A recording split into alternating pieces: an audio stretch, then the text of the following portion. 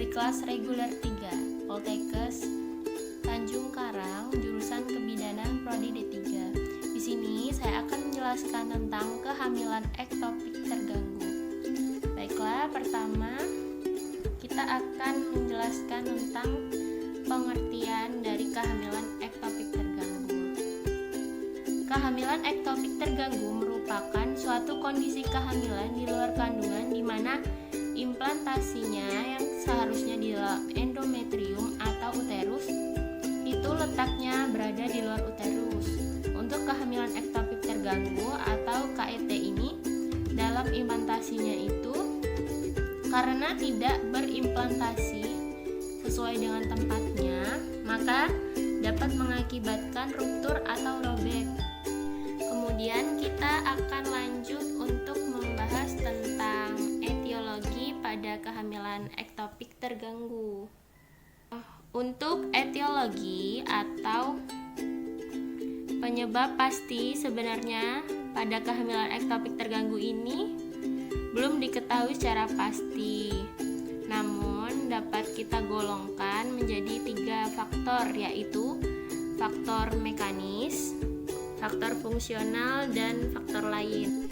Nah, untuk faktor mekanis ini itu adanya infeksi saluran telur, kemudian ada juga pernah terjadinya kehamilan ektopik pada kehamilan yang sebelumnya, kemudian ada pernah terjadinya abortus, induksi yang dilakukan lebih dari 1 kali, kemudian juga adanya tumor dapat mempengaruhi terjadinya KET.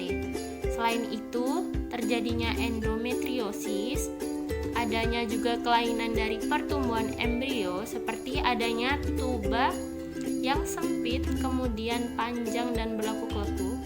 Itu tadi adalah merupakan beberapa faktor mekanis kehamilan ektopik terganggu.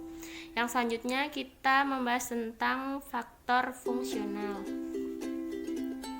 Untuk faktor fungsionalnya, ini merupakan faktor yang memperlambat perjalanan ovum yang telah dibuahi ke dalam kavum uteri, seperti migrasi eksternal ovum dan migrasi internal ovum. Kemudian pada wanita dengan hanya mempunyai 1 ovarium dan adanya perubahan mobilitas dari tuba. Selanjutnya, etiologi yang terakhir yaitu faktor lain. Kemudian untuk faktor lain selain disebutkan yang tadi sudah dipaparkan yaitu faktor mekanis dan faktor fungsional, faktor lain ini contohnya yaitu seperti adanya kelainan zigot yaitu kelainan kromosom atau malforasi. Kemudian adanya penggunaan hormon eksogen, estrogen seperti pada kontrasepsi oral. Kemudian adanya pembesaran ovarium, adanya pemakaian antibiotik pada infeksi tuba karena tuba akan menyempit apabila diberikan antibiotik. Kemudian pada wanita yang umurnya berkisar 30 tahunan lebih dapat memperbesar risiko terjadinya kehamilan ektopik terganggu. Kemudian sekarang kita akan melanjutkan untuk membahas gejala dan tanda pada kehamilan ektopik terganggu. Untuk gejala dan tandanya, ini sukar untuk didiagnosa, namun hal terpenting juga lamanya dari kehamilan ektopik ini. Biasanya jika kehamilan ektopik terganggu ini sudah terjadi lama, ibu juga akan mengalami perasaan sakit juga perdarahan. Itu tadi merupakan gejala dan tanda secara umumnya. Nah, untuk gejala dan tanda khususnya ada beberapa diantaranya yaitu amenore, nyeri perut bagian bawah, perdarahan, dan juga nyeri bahu. Pertama, kita akan bahas tentang amenore. Amenore atau berhentinya haid.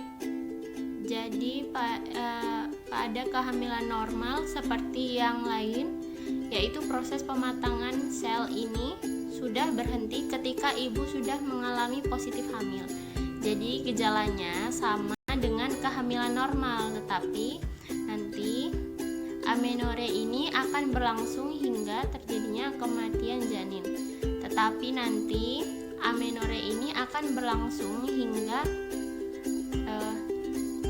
akan terjadi kematian janin ataupun ruptur atau robekan pada dinding tuba atau tempat implantasi lainnya. Dan yang kedua yaitu nyeri perut bagian bawah. Nyeri perut bagian bawah ini merupakan gejala utama dari KET. Nah, rasa nyeri ini disebabkan oleh terjadinya peregangan dinding tuba ataupun ruptur pada tuba. Nyeri pada perut bagian bawah ini tergantung oleh seberapa besar ukuran dari pertumbuhan janinnya. Semakin besar maka akan terasa semakin nyeri. Rasa nyeri itu juga terjadi pada cavum Douglas, di mana ini merupakan tempat kosong yang berada di antara vagina dan juga anus. Gejala dan tanda yang selanjutnya yaitu perdarahan. Perdarahan pervaginam ini disebabkan oleh kematian janin, pelepasan dinding rahim terluar, dan adanya robekan pada dinding tuba, dan hal ini akibat dari gangguan pembentukan HCG. Dan biasanya darah yang keluar itu berwarna merah kecoklatan.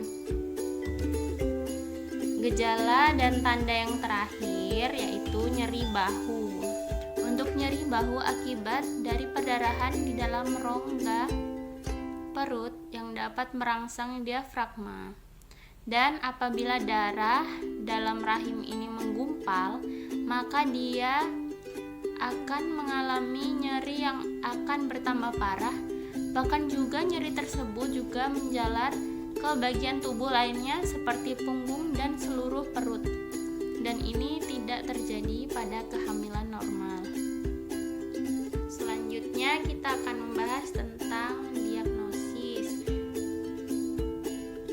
Untuk penegakan diagnosis harus dilakukan beberapa prosedur, karena KET ini tidak dapat dideteksi secara kasat mata. Beberapa prosedur yang dapat dilakukan ini seperti tes kehamilan, pemeriksaan umum, anamnesis, pemeriksaan ginekologi, laboratorium, kuldosentesis, USG, dan juga laparoskopi. Langkah diagnosis yang pertama yaitu tes kehamilan. Tes kehamilan ini dilakukan untuk menegaskan diagnosis, dan tes kehamilan ini sama pada tes kehamilan pada umumnya. Selanjutnya yaitu pemeriksaan umum. Pada pemeriksaan umum ini biasanya ibu nampak kesakitan dan wajahnya semakin pucat. Kemudian adanya perdarahan pada rongga perut dengan tanda-tanda syok, kemudian perut terlihat lebih mengembang disertai adanya rasa nyeri tekan. Kemudian yang selanjutnya yaitu anamnesis. Tentukan anamnesis. Biasanya terjadi menstruasi yang terlambat dalam beberapa waktu. Untuk analisis pada kehamilan muda biasanya terjadi nyeri perut bagian bawah. Selanjutnya pemeriksaan ginekologi. Biasanya ada nyeri pada serviks. Kemudian apabila uterus diraba, ada sedikit terjadinya pembesaran, kemudian tidak dapat dibedakan tumor antara batasan yang jelas. Selanjutnya ada pemeriksaan laboratorium. Untuk pemeriksaan laboratorium itu dengan dilakukannya pemeriksaan Hb dan jumlah sel darah merah. Hal ini bisa saja menegakkan diagnosis kehamilan ektopik terganggu, terutama pada tanda perdarahan di dalam rongga perutnya. Selanjutnya yaitu kuldosentesis.